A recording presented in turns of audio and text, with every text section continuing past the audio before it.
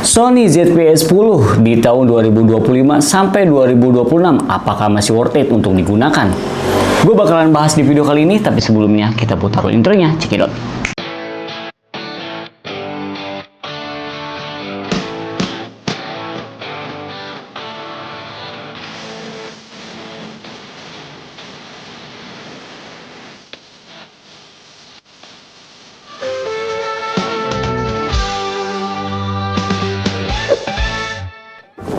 Assalamualaikum warahmatullahi wabarakatuh. Baik lagi di Faro Aziz Channel. Oke teman-teman, di kesempatan kali ini gue mau sedikit ngebahas tentang kamera Sony ZV-E10 di tahun 2025 dan sekarang menuju 2026, apakah masih worth it untuk digunakan. Nah, gue kan sama pengguna kamera Sony ZV-E10 dari tahun 2022 dan gue bakalan ngebahas apakah masih worth it nanti di tahun 2026, di tahun 2027 sampai tahun-tahun berikutnya. Nah, sebelumnya di sini gue bakal ngejelasin dulu nih ya, kamera Sony ZV-E10 itu keunggulannya itu apa. Nah, yang pertama, kelebihan Sony ZV-E10 ini tuh sudah bisa merekod 4K di 30 fps.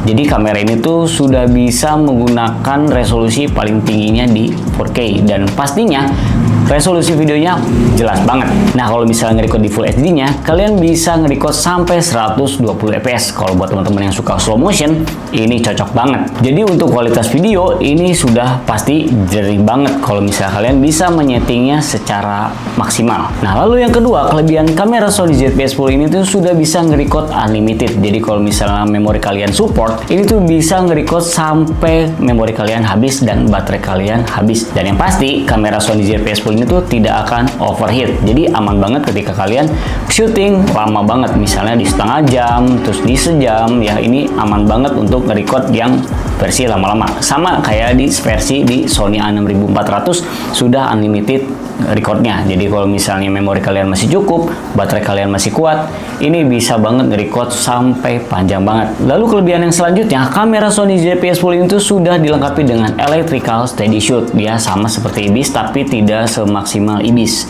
Nah, kamera Sony ZV-E10 itu udah ada electrical steady shoot yang bisa membantu kalian ketika kalian handheld. Jadi anti getar, jadi supaya kameranya tuh stabil ketika kalian nge-record video.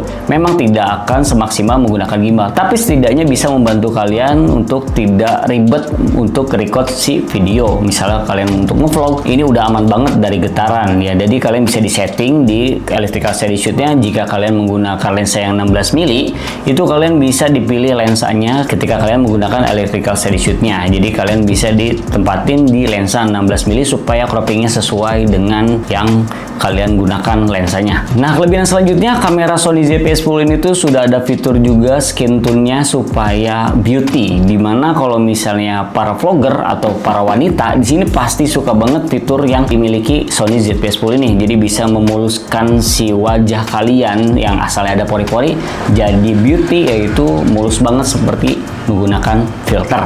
Nah, terus yang selanjutnya, si kamera Sony ZV-E10 ini tuh sudah ada S-Log-nya sampai di S-Log 3. Nah, kalau misalnya kalian menggunakan S-Log ini, kalian harus bisa menyetingnya. Misalnya, kalau misalnya kalian menggunakan S-Log ini, exposure compensation-nya harus di plus 2.0. Kalau misalnya kalian menggunakan di under plus 2.0, itu bakalan noise banget. Nah, contohnya seperti ini. Gue di sini menggunakan resolusi 4K 25 fps dengan shutter speed 1/50, ISO 1250 menggunakan lensa 16 mili bukan f2.8 menggunakan S-Log 3. Nah, ini sudah di gradingnya. Dan kalau misalnya S-Log 3 sebelum di grading di indoor seperti ini, hasilnya seperti ini. Nah, kalian bisa lihat sendiri ini sebelum di color grading di S-Log 3 dalam ruangan. Ini ISO-nya pun cukup tinggi, di atas 1000. Pastinya bakal noise. Tetapi ketika kita bisa menggradingnya menjadi seperti ini. Nah, ini sesudah di grading, ya mungkin noise-nya tidak terlalu terlihat. Tapi ada juga, cuman gua minimalisir supaya tidak terlalu terlihat. Jadi color gradingnya hasilnya seperti ini.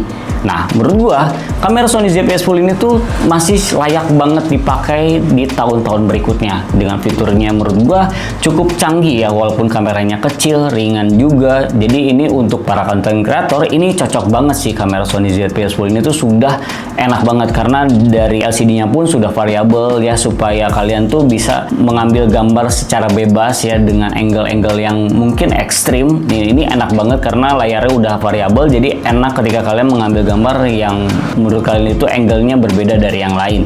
Terus juga di sini kamera Sony ZV-10 ini tuh sudah bisa live streaming. Nah, kamera ini tuh anti ribet banget ketika kalian menggunakan live streaming. Jadi kalian tinggal hubungkan aja kamera Sony ZV-10 menggunakan Type-C ya, terus ke USB. Nanti ada pilihannya di USB streaming, itu langsung connect di OBS-nya atau di komputer kalian. Jadi nggak perlu menggunakan HDMI atau nggak menggunakan video capture yang mungkin di Sony A6400 itu cukup ribet juga ya video capture, dan lumayan mahal juga video capture-nya. Nah, kalau misalnya di Sony ZV-10 kalian cukup hubungkan aja kamera kalian menggunakan Type-C langsung ke USB ke komputer kalian, itu langsung connect dan bisa digunakan live TikTok, live YouTube, live Instagram, dan live yang lainnya. Atau misalnya kalian menggunakan Gimit dengan kualitas video yang bagus, ini bisa banget digunakan teman-teman. Jadi kamera Sony ZV-10 itu menurut gua untuk teman-teman para konten kreator atau enggak untuk teman-teman yang suka videografi yang tidak memiliki budget yang cukup tinggi tapi membutuhkan fitur yang seperti profesional. Nah, pilihannya di kamera Sony ZV-10 yang Mark 1 ini. Ya, kalau misalnya kalian punya budget lebih, kalian bisa ke Sony ZV-10 yang Mark 2, itu udah enak banget ya di 10 bit. Nah, kalau misalnya di Sony ZV-10 yang Mark 1 ini, itu masih 8 bit, jadi ketika kalian di color grading mungkin tidak akan maksimal di S-Log 3-nya. Akan bakal susah banget gitu ketika di color grading di S-Log 3 di 8 bitnya. Tapi ya gue bisa memaksimalkan ya, walaupun tidak maksimal banget, mungkin masih ada kurangnya ya di kamera Sony ZV-10 dengan S-Log 3. Tapi gue senang aja ketika gue nge-record pakai Sony ZV-10 yang hasilnya seperti ini. Nah, gue udah lama banget ya, udah 3 tahun lebih gue menggunakan kamera Sony ZV-10 ini, dan gue terus mengulik settingannya seperti apa, menggunakan S-Log 3 dan cara color gradingnya seperti apa. Dan rata-rata ya konten-konten gua di Instagram, di YouTube, di TikTok itu rata-rata gua menggunakan kamera Sony ZV-10 dengan lensa ya ada dua lensa, yaitu 16 mm dan 35 mm aja. Gua nggak punya lensa kit karena gua awal beli kamera Sony ZV-10 lensa kit gua langsung dijual tanpa gua pakai, langsung gua jual terpisah, dan gua beli lensa terpisah yaitu di lensa fix 16 mm f2.8 yang pancake ya dari Sony, dan lensa Sony 35 mm f1.8 untuk yang beauty shootnya. Nah, gue coba menggunakan dua lensa itu untuk mengonten. Jadi menurut gue ini masih aman banget. Tapi kalau misal menurut gue supaya kalian tidak ribet, kalian bisa pilih lensa yang mungkin lensa zoom ya, ada di lensa 18-105, itu enak banget untuk di outdoor, yang f-nya 4 konstan. Itu bakalan gak ngeribetin kalian ya ketika kalian mungkin memotret atau mengambil video. Nah, kamera Sony ZV-10 ini menurut gua untuk fotonya juga masih bagus, karena kamera Sony ZV-10 ini tuh sama banget seperti Sony A6400 yang serinya mungkin kebilang cepet banget autofokusnya, dan di kamera Sony ZV-10 ini tuh autofokusnya juga cepet banget ya teman-teman. Jadi ketika kita perpindahan menggunakan lensa fix 35 mm, itu lensanya tajam juga ketika kalian menggunakan atau menggunakan recordnya tuh di 4K, dan lensanya itu untuk zoom itu tajam banget, dan mungkin masih ada chromatic aberrationnya, misalnya pinggir-pinggir blurringnya itu di sini ada warna magenta gitu, cuman ya masih bisa ditoleransi lah ya, masih nggak terlalu kelihatan, tapi menurut gua masih aman-aman aja ketika kalian mengonten menggunakan itu, jadi nggak terlalu jadi masalah besar lah ibaratnya. Jadi kesimpulannya, di tahun 2025 ini menuju 2026 dan tahun-tahun berikutnya, kamera Sony ZV-10 ini tuh masih layak banget digunakan untuk mengonten, mulai dari konten kreator, videographer, vlogger, dan konten-konten lainnya. Ini masih aman banget dan masih cakep banget ketika kalian bisa menyetingnya seperti apa. Oke, mungkin segitu aja ya teman-teman video kali ini, semoga bermanfaat untuk kalian semua. Mohon maaf jika ada kesalahan kata, dan yang belum subscribe kan bisa klik tombol subscribe-nya dan klik loncengnya biar kalian ketinggalan video baru dari gua. See you next video, bye.